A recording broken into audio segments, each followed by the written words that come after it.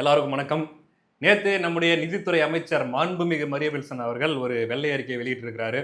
இதுக்கு முன்னாடி தமிழக பட்ஜெட் எப்படிலாம் இருந்துச்சு, எவ்வளவு கடன் வாங்கியிருக்கிறாங்க, எவ்வளவு செலவு பண்ணியிருக்கிறாங்க, இப்ப தமிழ்நாட்டின் நிதி நிலை எப்படி இருக்குது அப்படிங்கிறத பத்தி ஒரு அறிக்கையை வெளியிட்டிருக்காரு. அதை பத்தி நம்முடைய நண்பர் திரு கிஷோர் கேசாமி அவர்கள்ட்ட நிறைய விஷயங்களை நம்ம கேட்டு தெரிஞ்சுக்க போறோம். அதுக்கு முன்னாடி ஒரு சின்ன டிஸ்க்ளைமர் ஒன்று சொல்லிக்கிறேன்.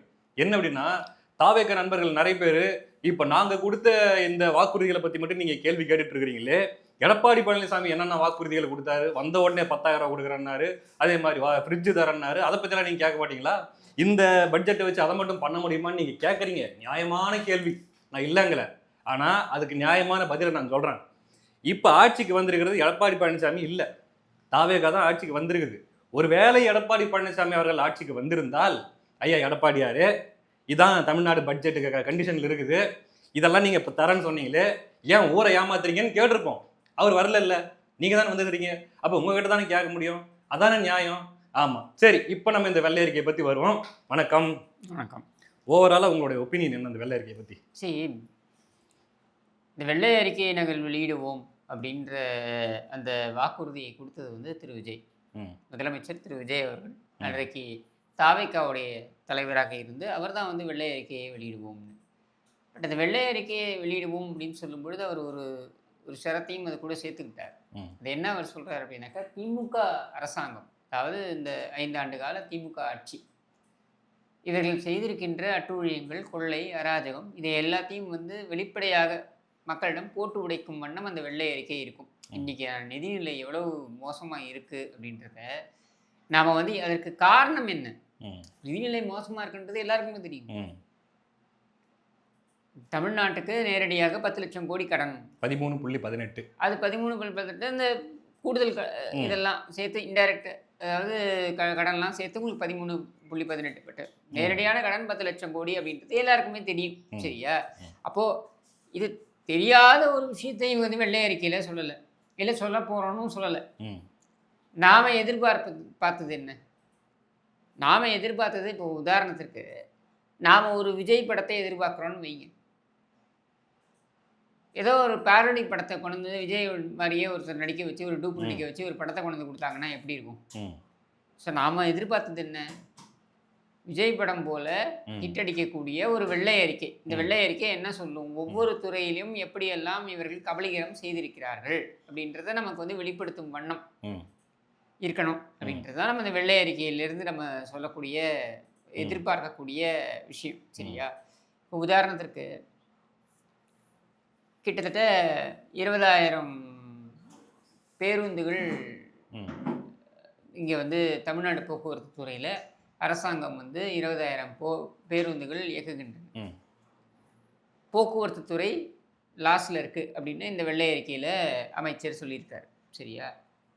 போக்குவரத்து துறையில் இருக்கக்கூடிய ஊழியர்கள் எவ்வளோன்னு பார்த்தீங்கன்னாக்க கிட்டத்தட்ட 1,20,000.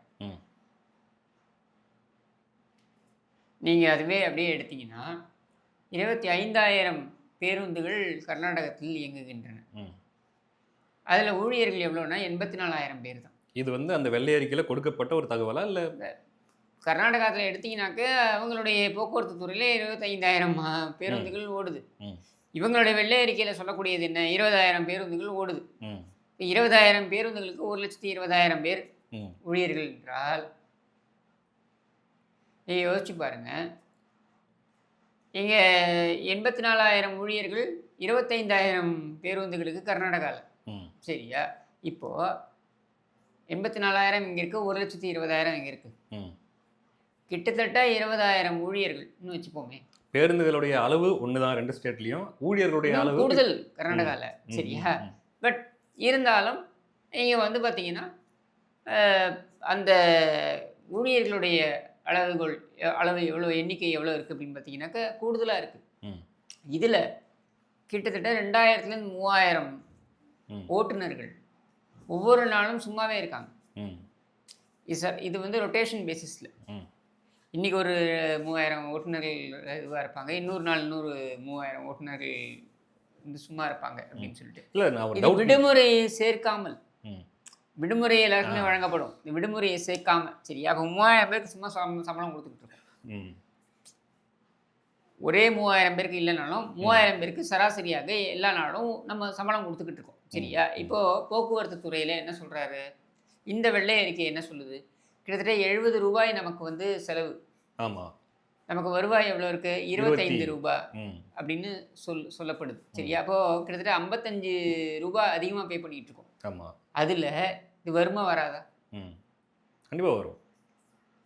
நான் என்ன சொல்றேன், அதுக்காக இந்த ஊழியர்கள்லாம் வீட்டுக்கு அனுப்பிட முடியுமா? முடியாது. அவங்களுக்கு குடும்பம் இருக்கு, அவங்களுக்கு கமிட்மெண்ட் இருக்கு, அவங்களும் ஊழியர்கள் தான். சரியா? அதனால நான் அதை இது பண்ணல. ஆனால் இதில் பார்க்க வேண்டிய விஷயம் என்னன்னா, நீங்க என்ன பண்ணிட்டு செந்தில் பாலாஜி மேலே இருக்கக்கூடிய வழக்கு என்ன? ஓட்டுநர்கள், நடத்துனர்கள் இவர்களை எல்லாம் நியமிப்பதற்காக, பணி நியமனம் செய்வதற்காக லஞ்சம் பெற்றார் அப்படின்றது தான் அவர் மேலே வைக்கப்பட்ட குற்றச்சாட்டு. அதிமுக ஆட்சி காலத்தில் இதை அவர் செய்தார் என்பதனால தான் அவருடைய அமைச்சர் பதவியே காலியாச்சு. சரியா? அதுக்கப்புறம் பார்த்தீங்கன்னா அந்த ஆட்சி காலத்தில் இது சார்ஜ் ஷீட் போட்டு குற்றப்பத்திரிகை தாக்கல் செய்து இவர் மேலே வழக்கு போட்டு இந்த வழக்கு நடந்திருக்கும் போது இடி உள்ள வருது. இதெல்லாம் வரும்பொழுது பார்த்தீங்கன்னா தமிழ்நாடு அரசாங்கம் செலவு பண்ணுது காசு செந்தில் பாலாஜியை காப்பாற்றுவதற்கு. முகுல் ரோஹத்கியிலிருந்து பெரிய பெரிய வழக்கறிஞருக்கு ஒரு 100-150 கோடி செலவு பண்ணியிருப்பாங்கன்னு வைங்க. அதையும் சேர்த்து வெளியிட்டிருக்கணும். அதுதான் அதையும் சேர்த்து வெளியிட்டிருக்கணும்ல. இப்போ இதில் இந்த போக்குவரத்து துறையில் ஊழல் செய்ததாக சொல்லப்படுகின்ற செந்தில் பாலாஜி இவருக்காக இவ்வளவு தமிழக அரசாங்கம் பொதுமக்களுடைய பணத்தை செலவு செய்திருக்கிறது. வெள்ளை அறிக்கையில் அதுவும் வரணும்ல. இதான் நம்ம எதிர்பார்க்குறோம். இதான வெள்ளை அறிக்கை. அதாவது ஒட்டுமொத்தமாக எவ்வளோ கடன் வாங்கினீங்க, அதில் ஒவ்வொரு துறைக்கும் எவ்வளோ ஒதுக்கியிருக்கீங்க, எவ்வளோ நீங்கள் ஒதுக்கின இதில் அவுட்புட் என்னவா வந்திருக்குது, அப்போ எந்த அளவுக்கு அவங்க பதுக்கியிருக்காங்க, எந்த அளவுக்கு கொள்ளடிச்சிருக்காங்க, இந்த டீட்டெயில்ஸ் இல்லைங்களா? நீங்கள் 1980களெல்லாம் கூட இந்த மாதிரி வெள்ளை அறிக்கைகளை கேட்டு கோரிக்கைகள் வைக்கப்பட்டிருக்கின்றன. வெள்ளை அறிக்கைக்கு முக்கியத்துவம் வந்ததே அந்த காலகட்டத்தில் தான். அதில் பார்த்தீங்கன்னாக்கா இந்த மாதிரி மக்களுக்கு தெரியாத விஷயங்களை கொண்டு வந்து மக்களிடம் சேர்ப்பது தான் வெள்ளை அறிக்கையுடைய நோக்கம். சரியா? உதாரணத்திற்கு பார்த்தீங்கன்னாக்கா 89 கஜானா காலி அப்படின்னு முதல் முறையாக அந்த வசனத்தை கொண்டு வந்து வைத்ததே கருணாநிதி. 87 புரட்சித் தலைவர் எம்ஜிஆர் மறைகிறார். அப்புறம் ஜனாதிபதி ஆட்சி, அப்புறம் தேர்தல் நடக்குது. தேர்தலில் பார்த்தீங்கன்னாக்கா திமுக ஜெயிக்குது. அப்போதான் அது முதல்ல வந்து சொல்கிறாரு இந்த மாதிரி கஜானா காலி அப்படின்னு சொல்லிட்டு. இந்த காலகட்டத்தில் பார்த்தீங்கன்னாக்கா மாணவர்களுக்கு இலவச பஸ் பாஸ் அப்படின்ற விஷயத்த தேர்தல் வாக்குறுதியாக கொடுத்தது யார் தெரியுமா? நிறைய பேருக்கு தெரியாது. இப்போ நான் பிரேக் பண்ணுறேன். முதல் முறையாக மாணவர்களுக்கு இலவச பஸ் பாஸ்லேருந்து ஆரம்பித்து நிறைய வாக்குறுதிகளை கொடுத்தது யார் அப்படின்னு பார்த்தீங்கன்னா அன்றைய அதிமுக ஜே அணியுடைய தலைவி செல்வி ஜெயலலிதா. அவங்களுடைய தேர்தல் இதில் இந்த இலவசங்கள்னு சொல்கிறாங்க இல்லையா, இது எல்லாமே எங்கே தேர்தல் வாக்குறுதிகளை எங்கே ஆரம்பிக்குதுன்னா 1989 அந்த தேர்தல் பிரச்சாரத்தில் இருந்தால் ஆரம்பிக்குது. அப்பொழுதே கருணாநிதி வந்து கடுமையாக சாடுகிறார். என்ன இது இஷ்டத்துக்கு கொடுத்துக்கிட்டு இருக்காங்க, இவங்க மாட்டுக்கு இஷ்டத்துக்கு வாக்குறுதிகளை அள்ளி வீசுறாங்க அப்படின்னு சொல்லிட்டு. ஏன்னா அப்போ வந்து அவங்ககிட்ட இரட்டை இலை சின்னம் கிடையாது, சேவல் சின்னத்தில் போட்டிடுறாங்க. சரியா? கட்சி பிளவுபட்டிருக்கு அப்படின்ற நிலையில் மக்களுடைய கவனத்தை பெற வேண்டும், அது மட்டும் இல்லாமல் மக்களுக்கு நன்மை செய்ய வேண்டும்ன்ற எண்ண ஓட்டமும் இருக்கலாம். ஸோ உண்மையான சோஷியல் வெல்ஃபேர் ஸ்டேட்டாக இதுக்கு முன்னாடி பார்த்தீங்கன்னாக்கா ஒருபடி அரிசி அப்படின்ற வாக்குறுதியை அண்ணா அவர்கள் கொடுத்தார். அந்த மாதிரி எந்த வாக்குறுதியும் கொடுக்காம தான் 71 கருணாநிதி வெற்றி பெற்றார். 77 புரட்சித் தலைவர் எம்ஜிஆர் வந்து எந்த விதமான இந்த மாதிரியான வாக்குறுதிகள் எதுவும் கொடுக்கல. வந்ததுக்கப்புறம் நிறைய செஞ்சார். சத்து உணவு திட்டம் கொண்டு வந்தார், இந்த நெசவாளர்களுக்கு பயன்பெற வகையில் வேட்டி சேலை திட்டம் கொண்டு வந்தார், இதெல்லாம் கொண்டு வந்தார். பட் தேர்தல் வாக்குறுதின்னு இதையும் கொண்டு வரல. தேர்தல் வாக்குறுதி என்பதனை அடுத்து கட்டமாக, அதாவது 67க்கு அப்புறம் தேர்தல் வாக்குறுதி என்பதனை ஒருபடி அரிசி அப்படின்னு கருணாநிதி கொடுத்தார் இல்லையா, அது அண்ணாதுரை கொடுத்தார் இல்லையா இதில் 67, அதை கூட கருணாநிதி 3 படி தருவோம் என்று சொல்லிவிட்டார். அப்படின்னும் பொழுது அண்ணா அவர்கள் அதை சமாளிக்கிறார். ஒருபடி லட்சியம், ஒருபடி நிச்சயம், 3 படி லட்சியம் அப்படின்னு சொல்லி அதை சமாளிக்கிறாருன்னு வைங்க. அந்த ஒருபடி கூட கருணாநிதி நிறுத்திட்டார். அது வேற விஷயம். சென்னையில் கொஞ்சம் இடத்துல கொடுத்துருந்தாங்க, அதை நிறுத்திட்டாங்க. சரியா?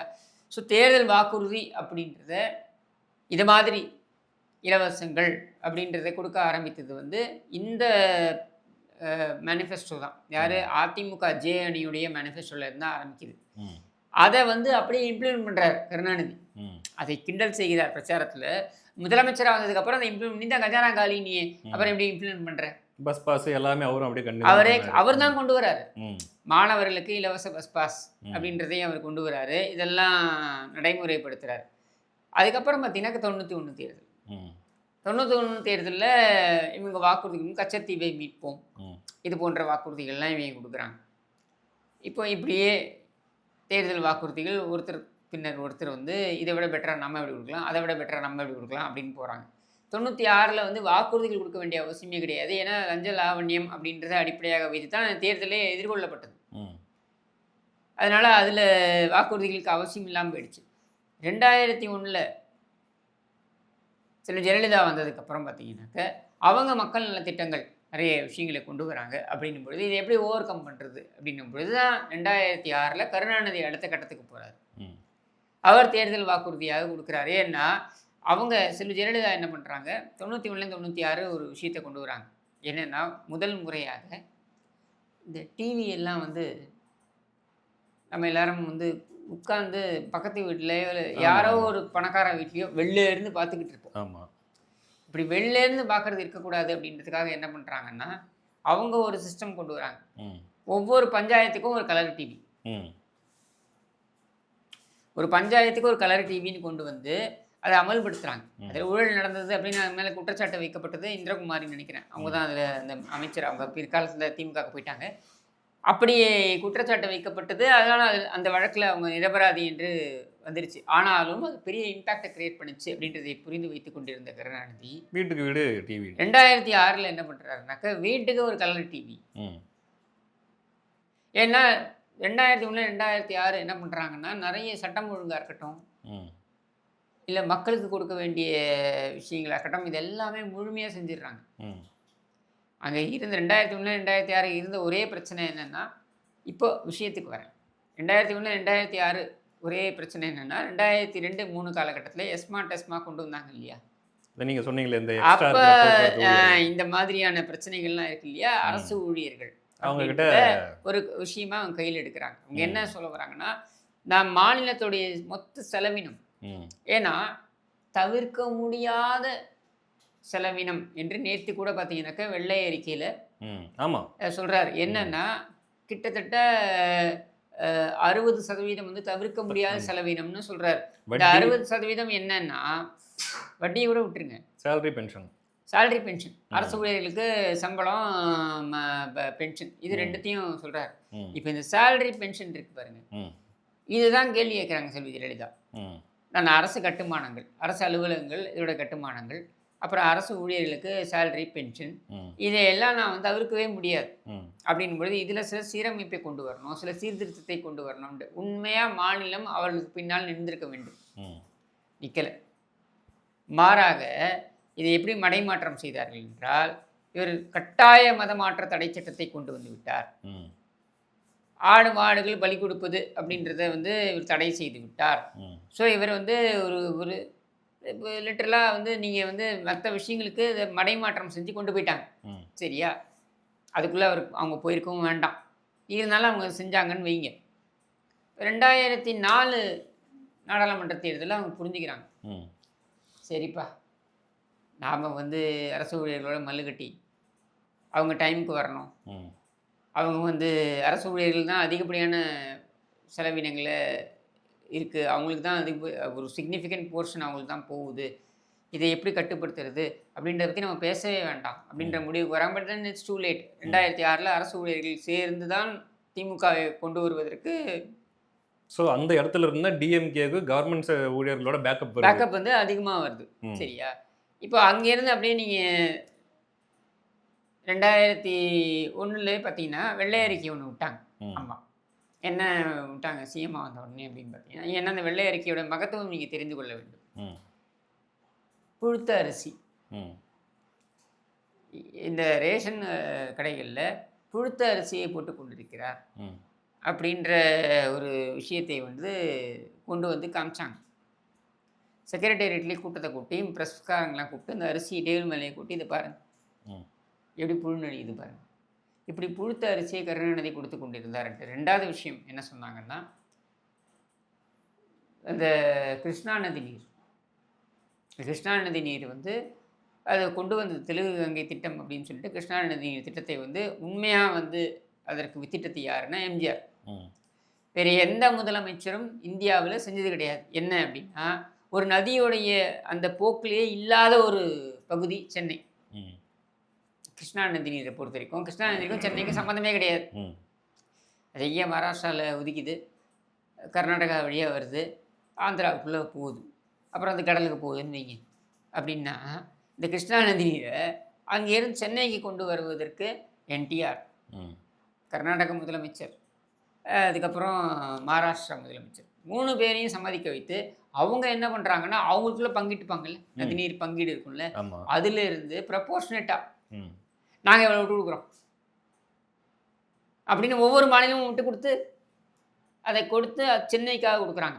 இப்படி சாதித்தவர் எம்ஜிஆர். ஆனால் அந்த கிருஷ்ணா நதி நீரை சந்திரபாபு நாயுடு, என்டிஆருடைய மருமகன் சந்திரபாபு நாயுடுவோடைய இதில் 96ல் பார்த்தீங்கன்னா இவங்க என்ன பண்ணுறாங்கன்னா, இது கருணாநிதி வந்தோடனே இவர் ஒரு வெள்ளி குடத்தை பிடிச்சி பாரான், அவங்க ஒரு வெள்ளி குடத்தை பிடிச்சி பாரான், இங்கே இருந்து சென்னையிலேருந்து சந்திரபாபு நாயுடு ஒரு வெள்ளி குடத்தை அங்கே பிடிச்சி பாரான், அவங்கேருந்து தண்ணியை ஊற்று வரான், இவங்க இங்கேருந்து பிடிச்சி பாரான், கிருஷ்ணா நதினு வந்துருச்சான். சரியா? இதை வந்து போட்டு உடைச்சாங்க, சட்டமன்றத்திலேயே போட்டு உடைச்சாங்க. கிருஷ்ணா நதி நீர் திட்டம் செயல்படுத்தி விட்டோம் என்று இங்கே ஒரு குடத்தை தண்ணியை பிடிச்சி அங்கே ஒரு குடத்தை தண்ணியை ஊற்றினீங்க. 200 கிலோமீட்டருக்கு பைப்பே போடலையே நீங்கள். இந்த கஞ்சா கருப்பு காவேரியோட இதை கலக்கறான்ட்டு பாட்டிலில் பிடிச்சிட்டு வந்து கலப்பாரு, அந்த மாதிரி அங்கே ஊற்றினாலாம் இங்கே பிடிச்சிட்டாரான். சரியா? அவனோட வெள்ளிக்கூடமாவது அரசு கருவூலத்துக்கு போச்சு. கருணாநிதி வாங்கின வெள்ளிக்கூடம் வந்து தமிழ்நாடு அரசாங்கத்தோட வெள்ளிக்கூடம் தானே, அது எங்கே போச்சுன்னு தெரியாது. மனைவி வீட்டுக்கு போச்சா துணைவி வீட்டுக்கு போச்சான்னு தெரியாது. சரியா? இப்போ என்னன்னா, இந்த 200 கிலோமீட்டர் நீ வந்து பைப்பே பதிக்கலை அப்படின்றது சட்டமன்றத்தில் போட்டு உடைச்சாங்க. இதுதான் வெள்ளை அறிக்கை. புரிஞ்சுதா? 96ல் அதே மாதிரி செல்வி ஜெயலலிதாவுடைய ஆட்சி காலத்தில் 91லேருந்து 96 வரைக்கும் இருந்த அந்த லஞ்சம் லாவண்யம்னு நாங்கள் சொன்னோம் இல்லையா, இந்த ஊழல் குற்றச்சாட்டுகள் என்ன அப்படின்றத வெள்ளை அறிக்கையாக கொண்டு வந்து அதன் அடிப்படையில் 3 சிறப்பு நீதிமன்றங்களை நியமித்து அதில் 12 வழக்குகளை வந்து அப்பொழுதைய கருணாநிதி அரசாங்கம் செல்வி ஜெயலலிதா அவர்கள் அமைச்சர் இருந்தவங்க இவங்க எல்லார் மேலேயும் போடுது. ஒரு நிமிஷம், சாரி ஃபார் த இன்டரப்ஷன். என்ன அப்படின்னா, நிறைய பேர் இவங்க என்ன பேசிட்டு இருக்கிறாங்கன்னே தெரியாமல் பார்த்துட்டு இருக்கலாம். வெள்ளை அறிக்கைன்றது எப்படி இருக்கணும், அதுக்குள்ள என்னென்னலாம் இன்க்ளூட் ஆயிருக்கணும் அப்படிங்கிறத எக்ஸ்பிளைன் பண்ணுறதுக்காக தான் இது நீண்ட ஒரு எக்ஸ்பிளனேஷனாக கொடுக்குறேன். வெள்ளை அறிக்கைனா என்ன, நடந்த பிரச்சனை என்ன, நடந்த தவறு என்ன, இருக்கிறது என்னன்னு காமிக்கிறதுக்கு வெள்ளை அறிக்கை தேவையில்லையே. நான் தான் தகவல் அறியும் உரிமை சட்டத்தில் போய் தெரிஞ்சுப்பேனே. வெள்ளை அறிக்கை என்பது என்ன, தவறு எங்கே நடந்திருக்கிறது அதை சுட்டி காண்பிக்கணும். அதை சுட்டி காண்பிக்கிறதுக்கு தான் நீ வெள்ளை அறிக்கை தரேன்னு சொன்னீங்க. சரியா? அதுக்காகத்தான் உங்களை நம்பி மக்கள் ஓட்டு போட்டாங்க. இதான் உண்மை. அப்படின்னும் பொழுது நீங்க வந்து உட்காந்துக்கிறீங்க, அந்த அமைச்சர் அவர் தடுமாறுறாரு, அதெல்லாம் விட்டுருங்க. அவர் தடுமாறினாலும் நமக்கு நல்லது செஞ்சா தடுமாறினா வாயே திறக்கலாம், நமக்கு என்ன. ஒரே ஒரு வேண்டுகோள் மட்டும் வச்சிடுறேன் இந்த காணொலி மூலம் அமைச்சருக்கு. குறைஞ்சபட்சம் தமிழை கொலை பண்ணாமல் தமிழ் இல்லாமல் கொஞ்சம் அந்த தமிழ் அதை ஒரு வாரத்தையாச்சும் கொஞ்சம் ஒழுங்காக சொல்லுங்கன்றது மட்டும் நம்ம சொல்லிடுறேன். அவர் அதான் நான் சொல்கிறேனே, அவர் வந்து பிடெக் எம்பிஏ படிச்சிருக்கேன்னு சொல்கிறாரு. பிடெக் எம்பிஏ படிச்சிருக்கிறதால வந்து ஒரு தமிழை பார்த்து படிக்க முடியல. ஆங்கிலத்திலேயாவது சரளமாக இருக்காருன்னா அதுலேயும் தடுமாற்றம் தான். ஏன்னா நிறைய பேர் வந்து சப்ப கட்டுறாங்க, என்னன்னா அவர் கான்வென்ட்டில் படித்தார், அப்போ ஆங்கிலத்திலையும் தடுமாறணும், அங்கேயும் தடுமாறுறாரு. சரியா? சரி, அதை விடுங்க, அது நமக்கு முக்கியம் கிடையாது. அவர் வந்து கை நாட்டாகவே இருந்தாலும் நமக்கு பிரச்சனை கிடையாது. நமக்கு நன்மை செய்ய வேண்டும் என்பதற்காக மக்கள் ஓட்டு போட்டிருக்கோமே தவிர அவருடைய தமிழ் புலமையோ ஆங்கில புலமையோ பார்த்து நம்ம வந்து ஓட்டு போடல, அது போடவும் கூடாது. சரியா? அப்படி இருக்கும் பொழுது இங்கே என்னன்னா, நீங்கள் இந்த வெள்ளை அறிக்கை என்பதில் அரசாங்கம் எங்கே தவறு செய்திருக்கிறது? இன்றைக்கி வந்து மின்சாரத்துறை 2,70,000 கோடியோ 2,50,000 கோடியோ நஷ்டத்தில் இருக்கிறது என்றால் இந்த மின்சாரத்துறையிலிருந்து செந்தில் பாலாஜி எப்படி சம்பாதித்தார்? எவ்வளவு போயிருக்குது? எப்படி சம்பாதித்தார்? இப்போ தனியார்ட்டேருந்து வாங்குறாங்க, அரசு நஷ்டத்தில் இயங்கலாம், தனியார் நஷ்டத்தில் இயங்க முடியுமா? அப்போ அவனுக்கு லாபம் பார்த்துருக்கான், லாபத்துலேருந்து கைவிட்டு கொடுத்துருக்கான். ஆமாம். அந்த கையூட்டி எங்கே சென்றது? உதாரணத்துக்கு 2011 செல்வி ஜெயலலிதா அவர்கள் 3 துறைகள் 3 துறைகள் வந்து திவால் நிலையில் இருக்கிறது அப்படின்னு வெள்ளை அறிக்கையை கொடுத்தாங்க. எது? மின்சாரத்துறை, போக்குவரத்து துறை, ஆவின், இந்த 3ம் வந்து திவால் நிலையில் இருக்கிறது அப்படின்னு சொல்லிட்டு. இப்போ இந்த 3க்கும் எங்கெல்லாம் வந்து பிரச்சனையாக இருக்குது அப்படின்றது சார்ந்து உண்மையும் வெளில கொண்டு வந்தாங்க. அது சார்ந்து வழக்கம் போட்டாங்க. உதாரணத்திற்கு மின்சாரத்துறை எடுத்துக்கிட்டிங்கனாக்க, இந்தோனேஷியாவிலேருந்து நிலக்கரியை வந்து அழகிரி சம்பந்தப்பட்ட ஒரு நபர் வந்து அவர் வந்து தரமற்ற நிலக்கரியை இறக்குமதி செய்திருக்கிறார்கள், அதில் நமக்கு இழப்பு அப்படின்றத போட்டு உடைச்சாங்க. சரியா? இப்போ அதை ஏற்றுக்கல, அதை வந்து நம்ம வந்து என்ன சொல்கிறது, டிபேட்டபிள். அதிமுக ஏற்றுக்குது, திமுக ஏற்றுக்கல, இது வேற விஷயம். சரி, ஆனால் வழக்கு போடப்பட்டது, தொடுக்கப்பட்டது. வழக்குக்கு என்ன பிரதானம், என்ன அடிப்படை? வெள்ளை அறிக்கை. அப்படி நீ வெள்ளை அறிக்கையை கொடுத்துருக்கணும். இன்னைக்கு நீ கொடுத்துருக்க வெள்ளை அறிக்கையில் ஏதாவது வழக்கு போட முடியுமா? சுருக்கமாக சொல்லணும்னா மின்சாரத்துறை நலிவடைஞ்சிருக்குது, செந்தில் பாலாஜி செழித்திருக்கிறார். எப்படி செந்தில் மின்சாரத்துறை ஒரு அமைச்சர் வந்து செழிப்பா இருக்கிறாரு, அமைச்சருடைய துறை வந்து கீழே போயிருக்குதுன்னா அந்த அமைச்சருடைய அந்த அமைச்சகத்தினுடைய நிதி எல்லாம் எங்க போச்சு? இதுதானே கேள்வி கேட்கணும். அதுதானே நாங்கள் எதிர்பார்க்குறோம். அதுக்கு தானே உங்களை கூப்பிடுறோம்.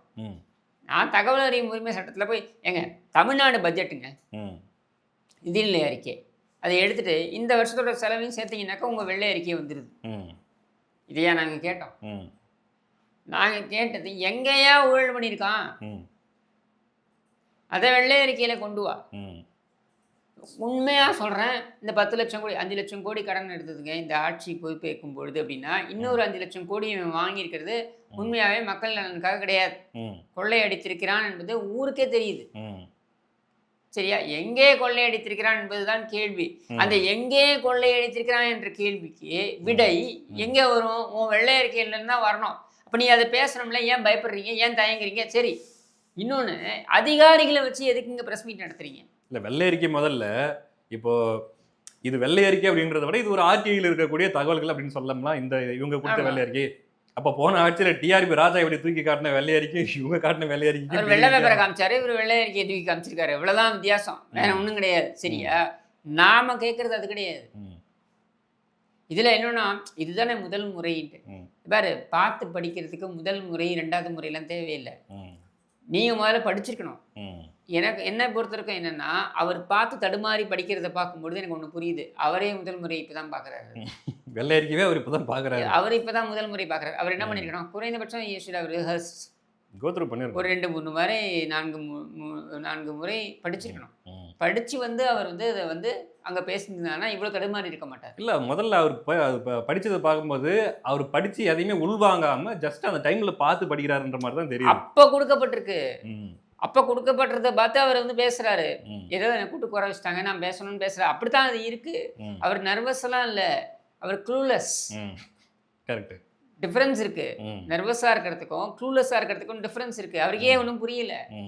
இதான் உண்மை. சரியா? இதை வந்து விஜயுடைய ஆதரவாளர்கள் ஏற்றுக்கலாம், ஏற்றுக்காமல் போகலாம், நிராகரிக்கலாம். எனக்கு அது பிரச்சனை கிடையாது. என்னை பொறுத்த வரைக்கும் இருக்கிற உண்மையை பட்டவர்த்தனமாக சொல்கிறேன். நல்லது செய்தார்கள் என்றால் நல்லது செய்தார்கள் என்று சொல்வதில் எனக்கு எந்த விதமான தயக்கமும் கிடையாது. இப்போ இதே வெள்ளை அறிக்கையில் சில விஷயங்களை நம்ம புரிஞ்சிக்க முடியாது, உள்வாங்க முடியுது. என்ன அப்படின்னா, போக்குவரத்து துறையில் இந்த மாதிரி இருக்குது அப்படின்ட்டு இதை குறிப்பிட்டு சொல்லலை அமைச்சர், ஆனால் நம்மளால் உள்வாங்க முடியுது. 1,20,000 பேர் எதுக்கு?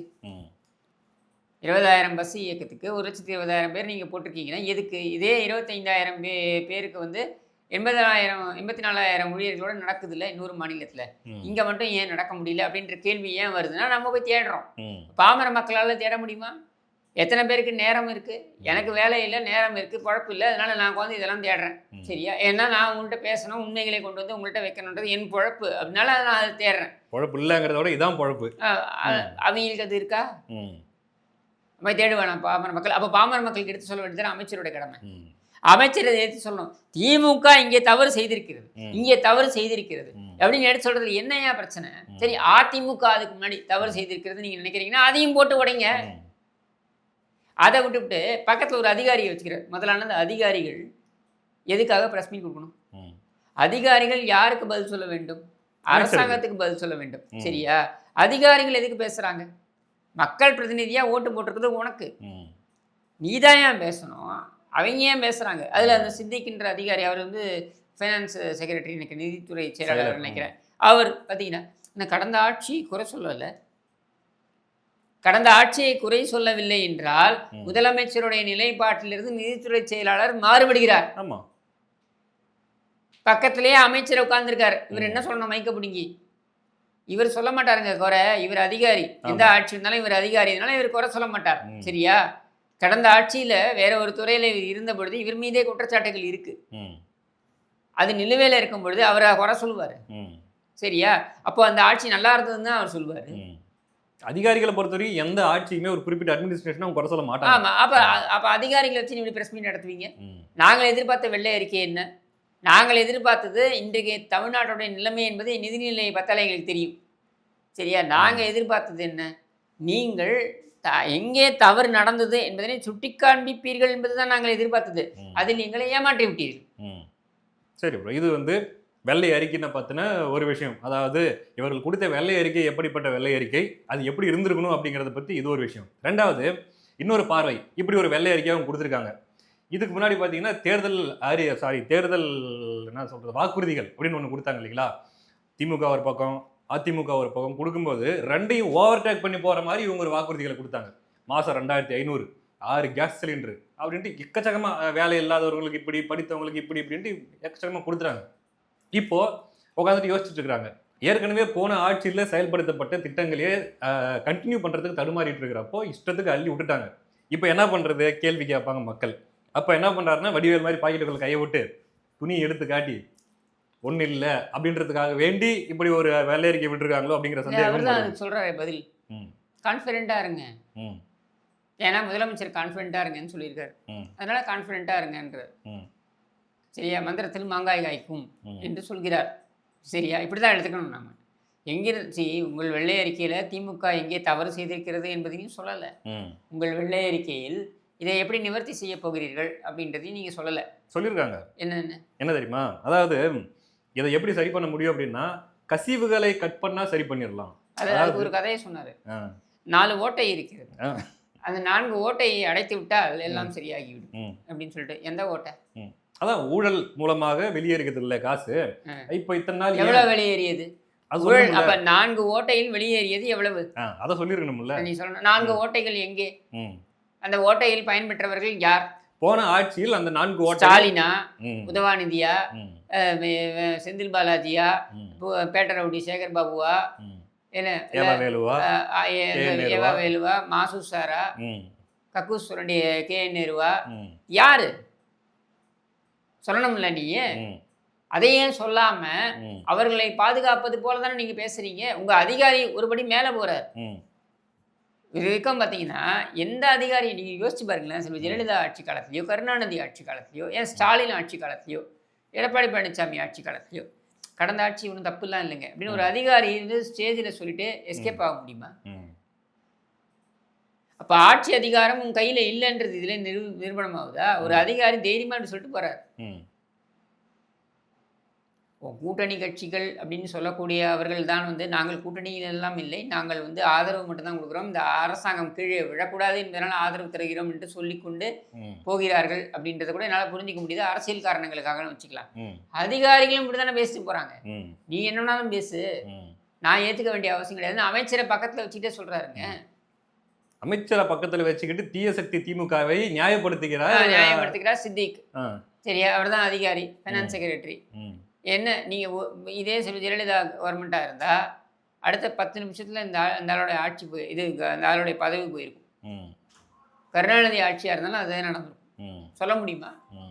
என்ன உங்களுக்கு அதிகாரம் இருக்கப்போ? நீங்கள் மக்கள் பிரதிநிதி, புரிஞ்சுக்கோங்க. அதிகாரிகள் வந்து தவறு செய்தாலும் நீங்கள் சுட்டி காண்பிக்க வேண்டும். அதிகாரிகள் துடுக்கு மாதிரி பேச முடியாது, துடுக்குத்தனமாக பேச முடியாது. அதிகாரிகள் எல்லாத்தையும் நியாயப்படுத்துவாங்க. ஏன்னா அந்த ஆட்சியிலும் அவர்கள் தான் அதிகாரிகள். தப்புன்னு அவங்க சொல்லுவாங்களா? சொல்ல மாட்டாங்க. அப்போ அவங்கள எப்படி கொண்டு வந்து மைக்கில் நிறுத்துறீங்க, மைக்கில் நிறுத்துறீங்க? நாளைக்கு ஆட்சி மாறினா நாளைக்கு உங்களுக்கு காரி துப்பிட்டு போவார். அவரு துப்ப மாட்டாரு, உங்களையும் நியாயப்படுத்திட்டு போவார். அவங்களையும் நியாயப்படுத்திடுவார், உங்களையும் நியாயப்படுத்திட்டு போவார். சரி, இதான் அதிகாரி. அதனால அதிகாரியை கொண்டு வந்து மைக் மேலே நிறுத்தி என்ன பிரயோஜனம்? நாங்க தேர்ந்தெடுத்தது அமைச்சரை தானே தவிர அதிகாரிகள் கிடையாது. அவங்கள்ட்ட எனக்கு எதுக்கு பதில் வரணும்? he is answerable to you. குழால தண்ணி வரலன்னா என் கவுன்சிலர் தான் நான் கேட்பேன். ஆமா. சரியா? அங்கே இருக்க அதிகாரி நான் கேட்க வேண்டிய அவசியம் கிடையாது. எனக்கு என்ன வந்தது? குழால தண்ணி வர வேண்டியது நீ உனக்கு தானே நாங்கள் ஓட்டு போட்டிருக்கோம், அவனுக்கு நாங்கள் ஓட்டு போட்டிருக்கோம். ஸோ இது ஒரு பக்கம். இப்போ இன்னொரு கேள்வி என்னன்னா, ஒருவேளை மறைமுகமாக அதை குறிப்பிடுறதா இருந்தா, அதாவது எங்ககிட்ட பணம் இல்லைப்பா இப்போதைக்கு, நாங்கள் கொடுத்த வாக்குறுதிகள்லாம் நீங்கள் அந்த அளவுக்குலாம் எதிர்பார்க்காதீங்கப்பா, 6 சிலிண்டர்லாம் சும்மா பணம் இல்லை என்பது உண்மை. இல்லை இல்லை சரியா? இது நான் திமுகவுடைய வாதத்துக்கே வரேன் நான். இப்போ திமுகவோட வாதம் என்ன, இப்பெல்லாம் என்ன இருக்கு அப்படின்னா, இன்ஸ்டாகிராமில் மக்கள் ஓட்டு போட்டு விட்டார்கள், ஏன் ஓட்டு போட்டோம் என்று யோசிக்கிறார்கள் அப்படின்னு. உங்களுக்கும் 2021 அப்படித்தான் மக்கள் ஓட்டு போட்டார்கள். இன்ஸ்டாகிராமில் ஓட்டு போடலனாலும் நீங்கள் ஏதோ இன்ஸ்டன்ட் சொல்யூஷன் கொடுத்துருவீங்கன்ற நம்பிக்கையில் தான் உங்களுக்கும் ஓட்டு போட்டாங்க மக்கள். சரியா?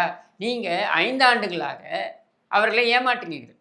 முதல் கையெழுத்து இதே உதவாநிதி என்ன பேசினாப்புல என்ன சொன்னான், மைக்க பிடிச்சிக்கிட்டு எங்களுக்கு தெரியும், அதுதான் எங்களுக்கு தெரியும் எப்படி பண்ணணும்னு எங்களுக்கு தெரியும் சொன்னையா இல்லையா? என்ன தெரியும் உனக்கு? என்ன மயிறு தெரிஞ்சு உனக்கு? சரி, அதை விட மோசமான கெட்ட வார்த்தைக்கு போவோம். என்ன கருணாநிதி தெரியும் உனக்கு? நீங்கள் நினைக்கிறீங்க முதல் பொய், திமுகவுடைய முதல் பொய் நாங்கள் ஆட்சிக்கு வந்த உடனே நீட்டை ஒழிப்போன்ட்டு. அது கிடையாது. திமுகவுடைய முதல் பொய் என்ன தெரியுமா? ஸ்டாலின் தான் வராரு, விடியல் தர போறாரு. அதான் முதல் பொய். நான் அதுக்கு மேலே ஒரு பக்கம் போகிறேன். ஏன்னா இவங்க எல்லாரும் சொன்னாங்க இல்லையா, மூட நம்பிக்கையை ஒழிக்க வேண்டும்னு. தமிழ்நாட்டின் மிகப்பெரிய மூட நம்பிக்கையே திமுக. சரியா? அப்போது இங்கே என்னன்னா, விஜயுடைய அரசாங்கம் என்பது நம்ம பார்க்கும் பொழுது இந்த ஒரு மாதத்தில் நம்ம கணிக்க முடியாது, இன்னும் போக போக தான் நமக்கு தெரியும். பட் இப்போ வரைக்கும் நம்ம நடப்பவையெல்லாம் வைத்து பார்க்கும் பொழுது ஒரு பொம்மை முதலமைச்சர் அங்கே இருந்தார் என்றால் நீங்களும் அதை நோக்கித்தான் போகிறீர்களோ என்று என்ன தோன்றுகிறது. ஆமாம். அப்போ இது என்ன, ஸ்டாலின் 2.0, திராவிட மாடல் 2.0ன்னு ஸ்டாலின் சொன்னார் இல்லையா? ஸ்டாலின் இல்லாமல் அங்கே விஜய் இருக்கிறார் அப்படின்ற ஒரு எண்ண ஓட்டம் தான் வருது. சரியா? என்ன நம்மளுடைய ஒரே ஆறுதல் படுத்திக்கலாம்னா, அதிக அளவுக்கு மோசமாக இவனுக்கு போக மாட்டாங்க அப்படின்ற ஒரு இப்போதைக்கு நம்பலாம். அவ்வளோதான். அது இப்போ வரைக்கும் நமக்கு தெரியாது. இது போகிற போக்க பார்த்தா 5 வருஷம் இருக்குல்ல, இருக்கு, மேபி பெட்டராக கூட இருக்கலாம். அதான் நான் சொல்கிறேன். சரி, பட் இப்போ ஆரம்பத்திலேயே நீங்கள் உங்களை திருத்திக்கிறதுக்கான வாய்ப்பு உங்களுக்கு நிறைய கிடைக்கும். 2021 இதே ஸ்டாலின் அரசாங்கத்துக்கும் இந்த மாதிரி இருந்தது வாய்ப்பெல்லாம், எடுத்துக்கிட்டாங்க.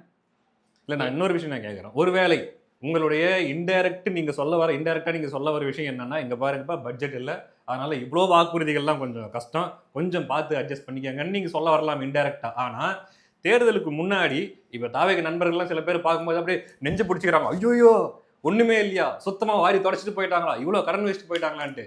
எப்பா நீங்கள் பண்ணுற ரியாக்ஷனில் தான்ப்பா எங்களுக்கு ஹார்ட் அட்டாக் வருது. மெய்யாதவங்களுக்கு தெரியவே தெரியாதா? இவ்வளோ கோடி கடன் இருந்துச்சுன்னு தெரியாதா? அவங்க மொத்தமாக தொடச்சிட்டு போயிட்டாங்கன்னு தெரியாதா? தெரியாம தான் இவ்வளோ வாக்குறுதிகள் அள்ளி விட்டீங்களா? அவங்க வேட்பாளருக்கு எப்படி வேட்புமனு தாக்கல் பண்ணணும்னு தெரியல. இதுக்கப்புறம் தானே ஓட்டு போடுறவங்களுக்கு தெரியுது, இங்கே ஆதரவாளருக்கு தெரிகிறதுக்கு. நான் அதுக்காக அவங்களுடைய அறிவுத்திறனை நான் சிறுமைப்படுத்தலை. ஆனால் நான் என்ன சொல்ல வரேன்னா, இங்கே மற்றவர்களுக்கு தெரியாமல் இருக்கலாம், கட்சியை நடத்தக்கூடியவர்களுக்கு தெரியும். அதை தான் நான் கேட்குறேன். ஆமாம், இந்த கேள்வியை செல்வி ஜெயலலிதா அவர்கள் கேட்டார்கள். எப்போ தெரியுமா? 2006 போய் கேட்குறாங்க. சட்டமன்றத்தை தனியாக போகிறாங்க, உள்ளே போயிட்டு அத்தனை அமைச்சர்களும் கேள்வி கேட்குறாங்க, பதில் சொல்கிறாங்க. அப்போ அவங்க கேட்டாங்க, 2 ஏக்கர் நிலம் தருவேன் என்று சொன்னீர்களே, ஏன் இன்னும் அதற்கான அரசாணை வரலை, எப்பொழுது தரப்போகிறீர்கள் என்று கேட்ட பொழுது, தரிசு நிலத்திலிருந்து தருவோம் என்று சொன்னோம், இப்பொழுதுதான் எங்களுக்கு தெரிகிறது தரிசு நிலம் இவ்வளவுதான் இருக்கிறது, குறைவாக இருக்கிறது அப்படின்னு சொல்லிட்டு. அப்போ அவங்க பதில் கேட்டாங்க, இத்தனை முறை ஆட்சியில் இருந்த உங்களுக்கு, எங்களுக்கு முன்னாலையிலிருந்தே ஆட்சியில் இருக்கக்கூடிய உங்களுக்கு தரிசு நிலம் எவ்வளோ இருக்குன்னு தெரியாதா? தமிழ்நாட்டில் தெரியாம தான் வாக்குறுதியை கொடுத்தீங்களா அப்படின்ட்டு. நியாயமான கேள்வி தானே? ஆமா, பின்ன ஒரு வாக்குறுதியை கொடுக்குறேன்னா அதுக்கு முன்னாடி அதை பத்தின எல்லா ஆய்வும் பண்ணி அது சாத்தியம் இல்லையா இல்லையா? ஆமா. அப்போ நீங்க போற போக்குல வாக்குறுதிகளை கொடுக்க வேண்டியது. திரு அண்ணா அவர்கள் சொல்வார்கள், வெறுங்கையில் இருக்கவன் இப்படியும் வீசலாம், அப்படியும் வீசலாம்.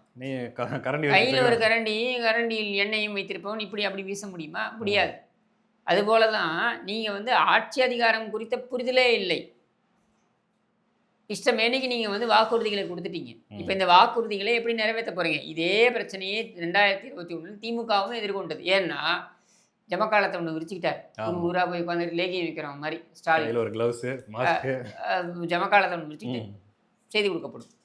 செய்தி புருஷன் காணாமல் போனாலும் செய்தி கொடுக்கப்படும். என்ன இப்படி எல்லாத்துக்கும் ஒரு பொட்டியை ஒன்று வச்சுக்கிட்டு போட்டுற பாருங்க, சீல் வைக்கிற பாருங்க, சீல் வச்சு நான் செக்ரட்டேரியட்டில் போய் தான் ஓப்பன் பண்ணுவேன்னு சொல்லி கடைசியில் என்ன ஆச்சு? அதே தவிர தான் நீங்களும் பண்ணுறீங்க. அப்போ இது திராவிட மாடல் 2.0 என்று ஸ்டாலின் சொன்னார் இல்லையா? எக்ஸ்டென்ஷன் தான். என்ன ஸ்டாலின் முதலமைச்சராக இல்லை, நீங்கள் இருக்கீங்க. அப்படிதான் இதை பார்க்கும்போது தெரியுது. ஆனால் அப்படி இருக்கக்கூடாது அப்படின்றது என்னுடைய எதிர்பார்ப்பு. திருத்திக்கிறதுக்கு இன்னும் நாட்கள் நிறைய இருக்கு.